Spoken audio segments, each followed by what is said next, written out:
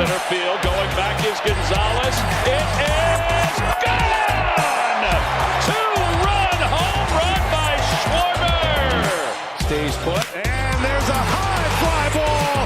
Deep right field. Harper watches it fly. And we are back for another episode of the Double Switch Podcast. 2 months are in the books. April has come and gone. May has come and gone. And we are on to June. Phillies are, as of today, I want to say they're in first place by a game. Half game back. Half game back. That's interesting because I thought the Mets were getting beat up by the Dodgers. But, you know, we're right around there in first place, depending on the day. Yeah. You know, considering where we kind of started, where we were a couple weeks ago, some would say that's a very positive development, but I think there's still plenty to talk about, plenty of positives, plenty of negatives throughout the first 2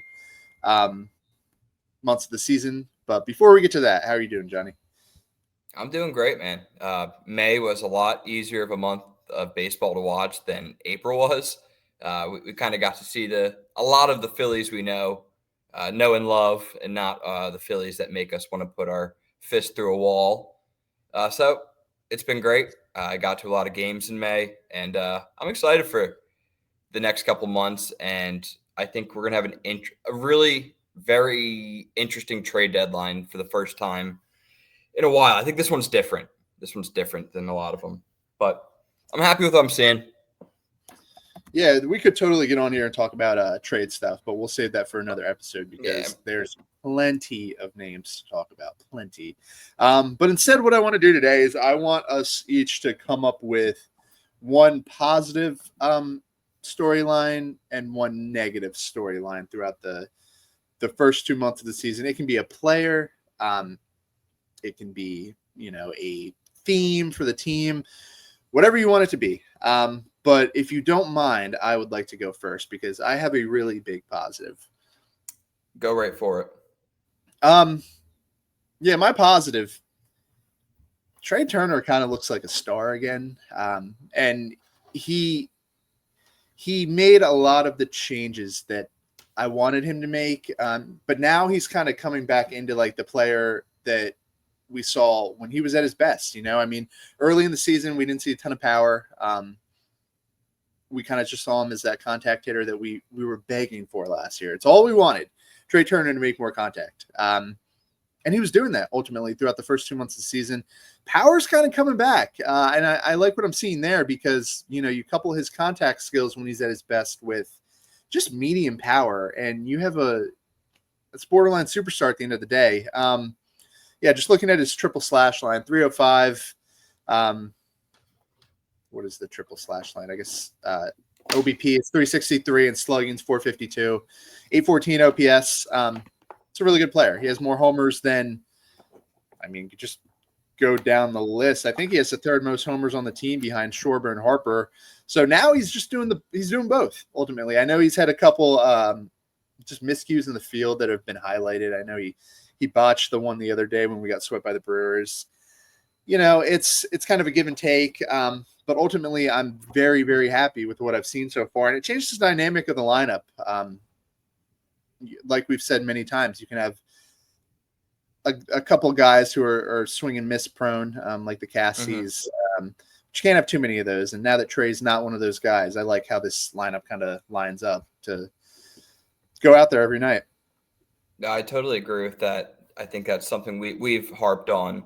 Because we were always kind of critical of, or you were more critical of the signing than me, just because I thought we would see this version of Trea Turner last year, and we didn't. The beginning of his season last year wasn't nearly as contact focused, but now we're seeing it. I mean, the guy feels like he puts up 2 hits every game, and now he's starting to get that gap power back, starting to like turn on the ball, like really starting to see that torque. I think with him, like seeing him pull some fastballs is just amazing. It's a treat. Yeah. You might hear me saying a lot about Trea because, like you said, I was pretty hard on him. I thought it was warranted. You know, I was very disappointed with how the first year and the second year went with his deal. But I'll give credit where it's due. He's looked like he's made a lot of adjustments. It looks like he really put in some effort in the offseason. Yeah, it's paying dividends right now. He's a rock solid foundation piece in this lineup. So that's my one big positive. Yeah, I'm going to start with my one big negative. I'm going to kind of flip-flop you here. Okay, all right, we're going back and forth here. All right. Yeah, because I like to save the best for last. I'm that kind of guy. But for me, it's the team defense. Overall, I think I saw a stat the other day when I was kind of looking into it. We don't have a single positional player that's in top 10 in defensive runs saved or outs above average. And then I went and down a rabbit hole of looking at just general team defensive stats. We are pretty much bottom 3 in most team defense efficiency, team defensive runs saved, all those sort of important stats.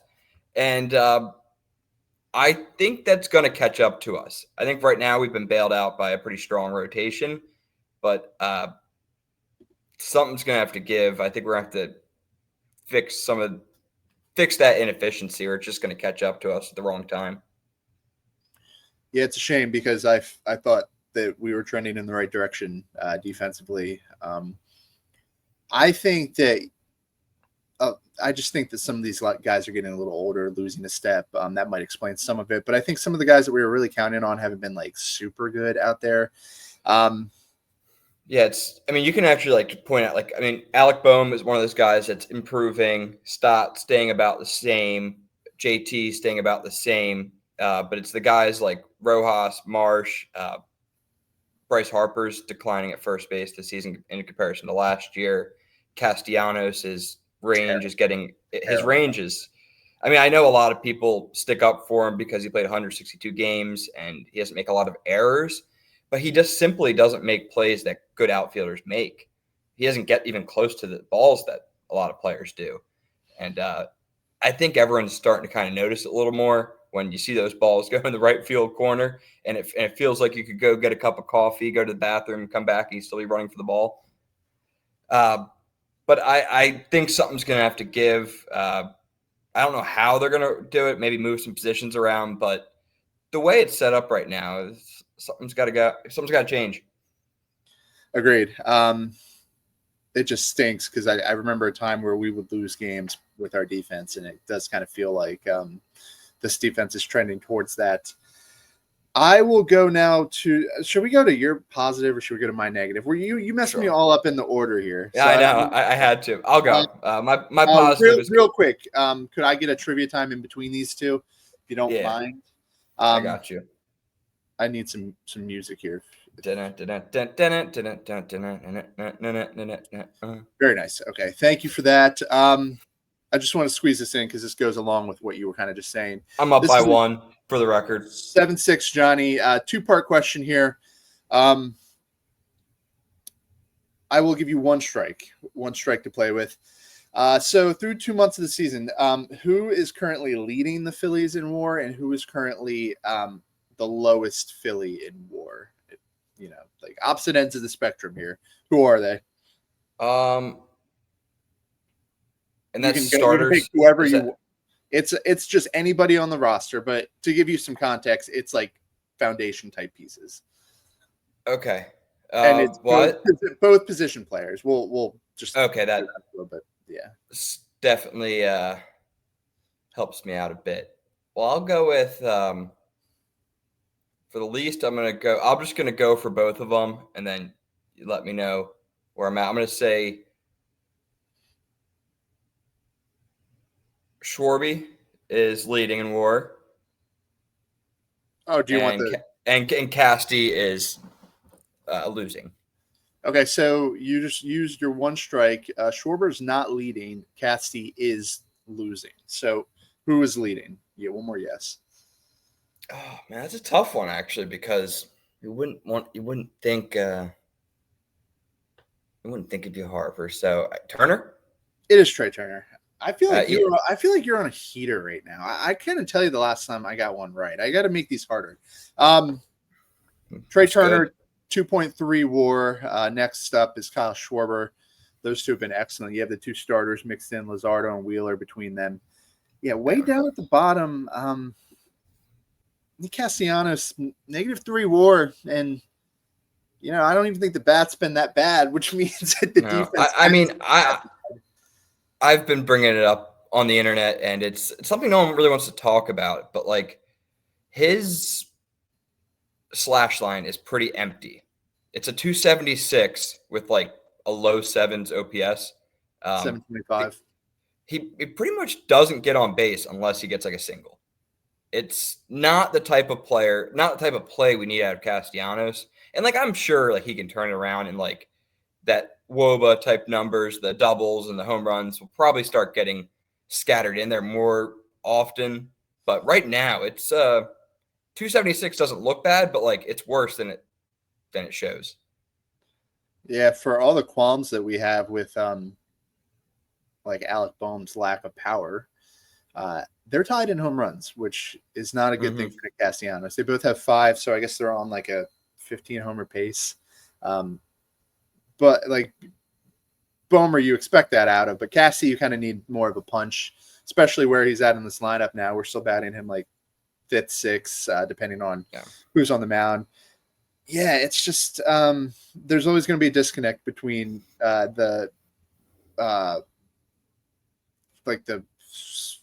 don't know what I'm looking like the savant type underlying metrics with him and what fans perceive him as. But ultimately, he's just -3 WAR. It's pretty rough going for him so far. Other interesting stuff. I just want to highlight these real quick. JT has, and this is Fangraphs WAR. JT has a 0.3 WAR, and Marchand has a 0.2 WAR, which surprised the crap out of me. Whoa! And then Mick Abel has a 0.4 WAR, from one start, is crazy considering Aaron Nola has a 0.2. Wow. Yeah, those the haters are going to point to all of that as why WAR is sometimes questioned, but WAR is not the best way to analyze every situation. I will admit the full picture is very important, but JT and Marchand being close is surprising, and Mick Abel, like that start was very, very good. But you get another point, 8-6. Mick Abel again tonight, I want to say. Yeah. Yep. Tonight. Yep. It is tonight. That'll be exciting. You need to give me a good for this Phillies team. Yeah. Although in the recent, it doesn't look as good. Jesus Luzardo. I'm thrilled with what he's brought to the table, and he's entirely changed the complexion of like our rotation going forward. I think we had so much weight in that Wheeler-Nola combination. That was kind of that was like anchoring our rotation for so long, and it was our 1-2 in playoff series. But now it kind of going into the playoffs this season and next season, we can do the whole Wheeler-Luzardo 1-2, which I think gives us an edge. And I think it's going to give us a lot of flexibility at the deadline to potentially trade an Abel or a Suarez if need be.